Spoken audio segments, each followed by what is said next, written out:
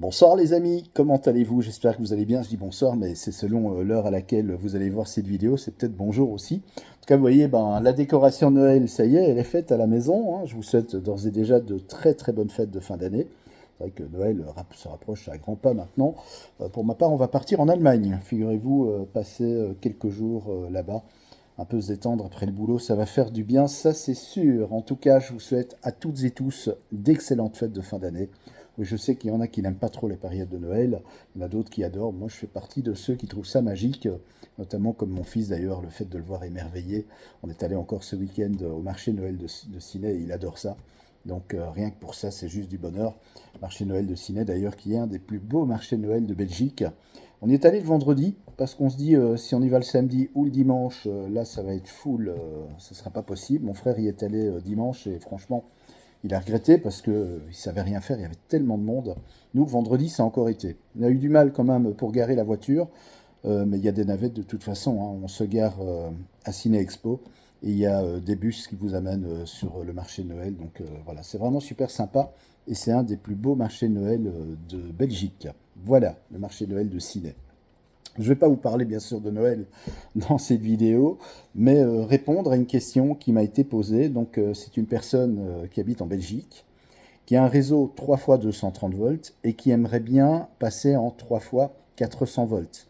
Mais passer en 3 fois 400 volts sans demander, je vais dire, des travaux au niveau du réseau. Et je comprends parce que ça coûte très très cher de demander à Ores de modifier le réseau, voire même de tirer carrément une tresse pour venir alimenter votre habitation, votre atelier ou que sais-je encore, en 3 fois 400 volts, ça coûte vraiment la blinde, ça il faut oublier.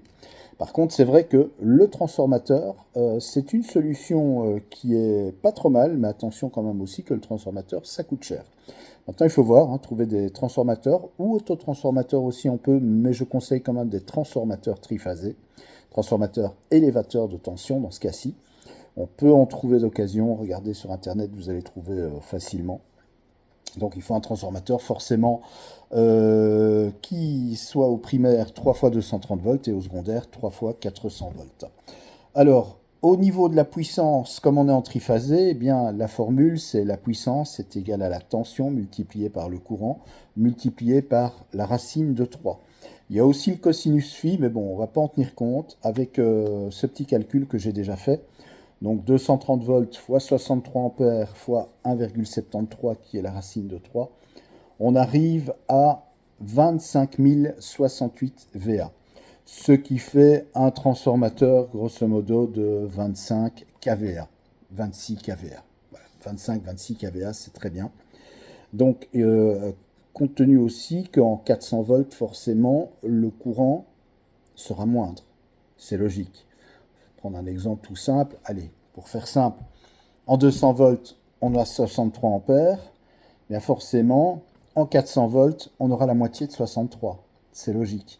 Donc voilà. Mais il faut un transformateur d'une puissance de allez, 26 kVA serait l'idéal. Il faut toujours viser un tout petit peu plus haut pour être tranquille. Ne prenez pas un transformateur qui est trop juste au niveau de la puissance parce que vous allez être embêté. Premièrement, il risque de saturer, vous risquez de le brûler. Donc il vaut mieux, je vais dire, taper un peu plus haut au niveau de la puissance. Et au moins comme ça, vous êtes tranquille. Et bien sûr, mettre toutes les protections nécessaires au primaire et au secondaire, évidemment.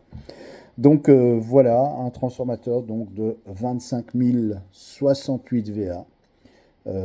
C'est ce qu'il faut pour un ampérage en 3 fois 230 volts de 63 ampères.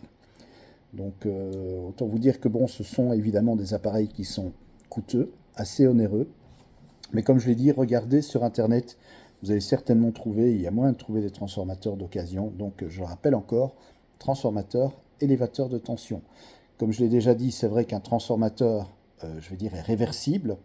Mais il ne faut pas, par exemple, se dire, ah ben tiens, j'ai un transformateur 400 volts primaire, 230 volts secondaire, donc c'est-à-dire un transformateur abaisseur de tension, mais il me suffit de l'inverser, ça va fonctionner. Alors oui, ça va fonctionner, mais le fait que l'enroulement primaire ne sera pas le premier enroulement qui se trouve au plus près du noyau magnétique, eh bien, vous allez avoir des pertes, ça va chauffer, des pertes dans le fer, des pertes joules, vous allez vraiment avoir une perte de rendement.